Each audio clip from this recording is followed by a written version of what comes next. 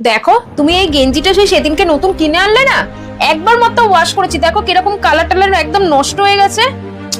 আসলে আমাদের নতুন জামা কাপড় একবার ধুলেই খারাপ হয়ে যায়, তার পেছনে কিছু কারণ আছে। দেখো, প্রত্যেক কটা জামা কাপড়ের পেছনে একটা করে ট্যাগ দেওয়া থাকে, আর এই ট্যাগের মধ্যে অনেকগুলো সিম্বল দেওয়া থাকে।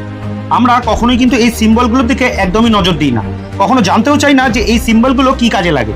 আজকে জেনে রাখো যে এই সিম্বলগুলো কি কাজে লাগে। যেমন কোনো জামা কাপড়ে যদি বালতির চিহ্ন দেওয়া থাকে আর তার মধ্যে হাত ডোবানোর মতো একটা সিম্বল দেওয়া থাকে, তাহলে সেই জামা কাপড়কে তুমি হাত দিয়ে কাচতে পারবে।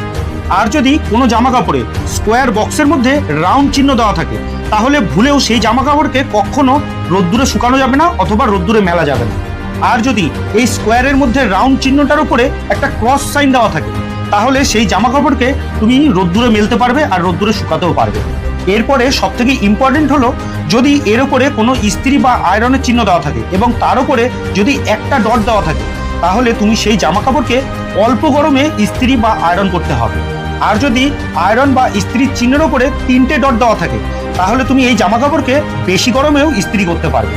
এই সিম্বলগুলো অনুযায়ী যদি তুমি জামা কাপড়ের যত্ন নাও, তাহলে তোমার নতুন জামা কাপড় সহজে নষ্ট হবে না, বুঝলে?